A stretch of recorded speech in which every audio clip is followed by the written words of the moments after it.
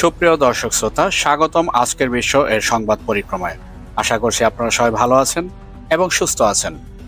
বর্তমান সময়ে প্যালেস্টাইনের ওপর যে বর্বর অত্যাচার চলছে, এর জন্য আমরা সাধারণত ইসরায়েল বা আমেরিকাকে দায়ী করে থাকি। কিন্তু বন্ধুগণ, আপনারা কখনো চিন্তা করে দেখেছেন যে এই অত্যাচারের পেছনে যারা রয়েছে তারা মূলত আরব বিশ্বের মানুষই? আমি জাস্ট আপনাদের সাথে কিছু তথ্য শেয়ার করি, যার মাধ্যমে আপনারা বুঝতে পারবেন কেন এই কথা বলেছি। খেয়াল করে দেখুন, ইউনাইটেড নেশনের তথ্য অনুযায়ী 2021 থেকে 2024 সাল পর্যন্ত ইসরায়েলকে সাহায্য করেছে আরব আমিরাত, মরক্কো এবং বাহরাইন। আরব আমিরাত প্রায় $6.4 বিলিয়ন পণ্য ক্রয় করেছে ইসরায়েল থেকে। সেই সাথে মরক্কো ক্রয় করেছে $576 মিলিয়ন এবং বাহরাইন $50 মিলিয়ন প্রোডাক্ট ক্রয় করেছে ইসরায়েল থেকে। অর্থাৎ আরব আমিরাত, মরক্কো এবং বাহরাইন পরোক্ষভাবেই ইসরায়েলকে সহযোগিতা করছে আর্থিকভাবে, এবং এই সাহায্য পেয়েই ইসরায়েল কিন্তু নতুন করে বা বিভিন্ন কায়দায় তারা প্যালেস্টাইনের ওপর নতুন নতুন হামলা চালাচ্ছে।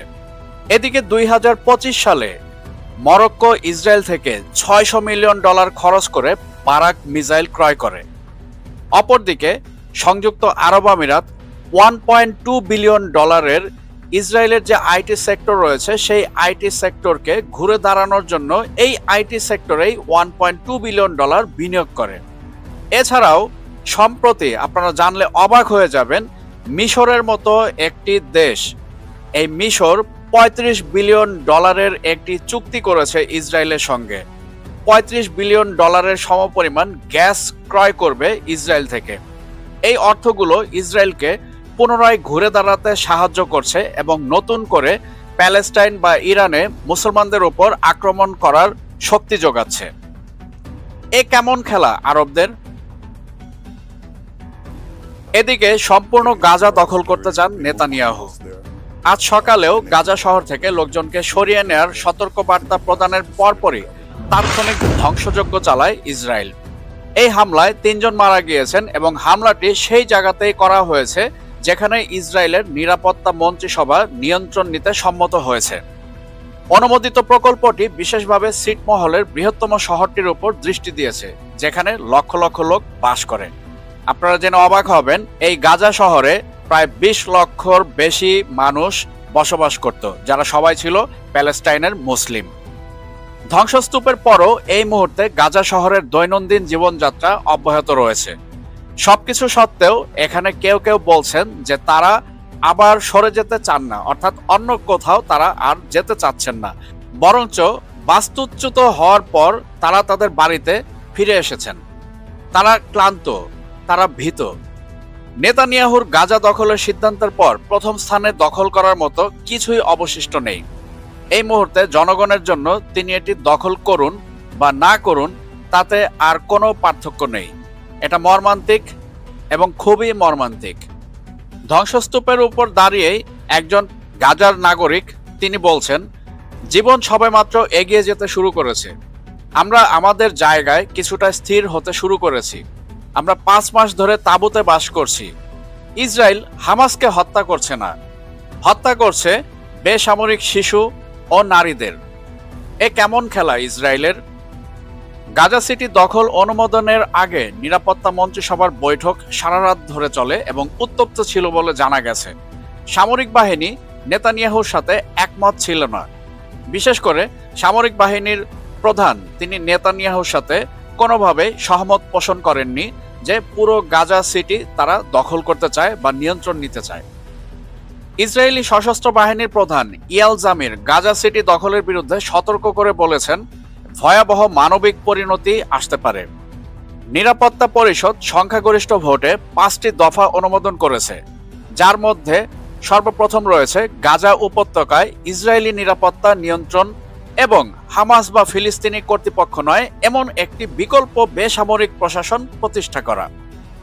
তিনি আরো বলেন, আমরা এটি ধরে রাখতে চাই না, আমরা একটি নিরাপত্তা পরিধি চাই, আমরা এটি পরিচালনা করতে চাই না। গতকাল ইসরায়েলের প্রধানমন্ত্রী এক সাক্ষাৎকারে বলেছিলেন যে তিনি আরব বাহিনীর কাছে এই প্যালেস্টাইন বা গাজার নিয়ন্ত্রণ হস্তান্তর করতে চান।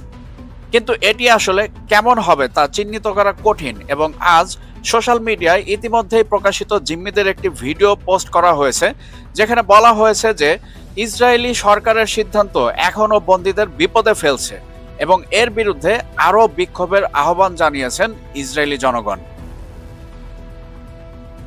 ইসরায়েলের রাস্তায় ইতিমধ্যেই বিক্ষোভ শুরু হয়েছে। তেল আবিব এবং জেরুজালেমে বিক্ষোভকারীরা নিজেদেরকে শিকল দিয়ে বেঁধে রাস্তা অবরোধ করেছে। বিক্ষোভকারীরা বলছেন, আমরা চাই নেতানিয়াহু থামুক, আমরা যুদ্ধ বন্ধ করতে চাই, আমরা জিম্মিদের বাড়িতে ফিরিয়ে আনতে চাই এবং আমরা যুদ্ধ থামাতে চাই। আমরা কোনো প্রকার যুদ্ধ চাই না। গাজার জনগণের দুর্ভোগের নিরসন চাই। আমরা কেবল যুদ্ধের অবসান এবং শান্তি চাই। ইসরায়েলি বিরোধী দলীয় নেতা তিনি বলেছেন, ক্লান্ত সৈনিকদের জন্য কোনো বিবেচনা নেই এবং আন্তর্জাতিকভাবে যুক্তরাজ্যের প্রধানমন্ত্রী খান ইউনুসের দক্ষিণে ইসরায়েলকে পুনর্বিবেচনা করার আহ্বান জানাচ্ছেন। দুঃখের কোনো শেষ নেই। এখানকার পরিবারগুলি বলে যে তাদের প্রিয়জনরা সাহায্য চাইতে গিয়ে মারা গেছেন। যখনই এয়ারড্রপের মাধ্যমে গাজাতে খাবার প্রেরণ করা হয়, সেই খাবার আনতে গিয়েও ইসরায়েলি বর্বর বাহিনীর হাতে মারা যাচ্ছেন প্যালেস্টাইনের জনগণ। বিশ্ব স্বাস্থ্য সংস্থা জানিয়েছে যে গত মাসে 5 বছরের কম বয়সী 12,000 শিশু তীব্র অপুষ্টিতে ভুগছে, যা এখন পর্যন্ত এক মাসে সর্বোচ্চ সংখ্যার রেকর্ড। এদিকে জার্মান সামরিক সহায়তা হ্রাস পেয়েছে। যাদের কাছে সবচাইতে বেশি প্রয়োজন তাদের কাছে খাদ্য সরবরাহ পৌঁছানোর চেষ্টা করার জন্য গাজার দিকে সব জায়গায় সমানভাবে জার্মান সামরিক সহায়তা প্রেরণ করতে পারছে না। কিন্তু গাজা উপত্যকার কিছু অংশে তাদের ভবিষ্যতের কোনো নিশ্চয়তা নেই। ইসরায়েলে অলরেডি বিভক্তি দেখা যাচ্ছে, বিশেষ করে ইসরায়েলি সামরিক বাহিনীর বিরোধিতা। ইসরায়েলের নিরাপত্তা মন্ত্রিসভায় গাজা আক্রমণ অনুমোদনের ফলে ইসরায়েলের অভ্যন্তরীণ রাজনৈতিক বিরোধীদের কাছ থেকে উচ্চ স্তরের সমালোচনার সৃষ্টি হয়েছে। ইসরায়েলি বেসামরিক নাগরিকরা যারা ভোটের ফলাফল অনুসারে যুদ্ধের উপসংহারকে অগ্রাধিকার দিচ্ছেন এবং অবশ্যই অবশিষ্ট ইসরায়েলি জিম্মিদের মুক্তিকে অগ্রাধিকার দিচ্ছেন। আইডিএফ প্রধানের পরিকল্পনার সাথে উল্লেখযোগ্য এবং উচ্চ স্তরের দ্বিমত রয়েছে। কিন্তু তারপরেও ইসরায়েলের প্রধানমন্ত্রী বেনিয়ামিন নেতানিয়াহু তিনি সবকিছুকে অগ্রাহ্য করে গাজায় ধ্বংসযজ্ঞ চালিয়ে যাচ্ছেন। যেখানে প্রায় 2.2 মিলিয়ন বা 22 লাখেরও অধিক মানুষের বসবাস ছিল, সেখানে গণহত্যা চালিয়ে এখন তা নিয়ে আসা হয়েছে 1 মিলিয়ন বা 10 লক্ষে। এই 10 লক্ষ মানুষকেও বাস্তুচ্যুত করার জন্য নেতানিয়াহু প্রত্যেক দিন তার নির্যাতন চালিয়ে যাচ্ছেন এবং তার আক্রমণের বেশিরভাগই হচ্ছে আকাশপথে বিমান হামলার মাধ্যমে। আমরা যুদ্ধ চাই না, আমরা শান্তি চাই। গাজাবাসীদের ওপর এবং প্যালেস্টাইনের ওপর যে নির্মম অত্যাচার ইসরায়েলি বাহিনী করে যাচ্ছে, এই নিয়ে আমাদের আজকের বিশ্ব অবশ্যই ধারাবাহিক প্রতিবেদন প্রকাশ করবে। আপনারা এই মুহূর্তে দেখছেন ধারাবাহিক প্রতিবেদনের প্রথম পর্ব।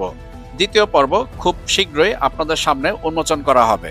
ততক্ষণ পর্যন্ত আপনারা সবাই ভালো থাকবেন, সুস্থ থাকবেন। আজকের বিশ্বের সাথে থাকার জন্য আন্তরিক ধন্যবাদ।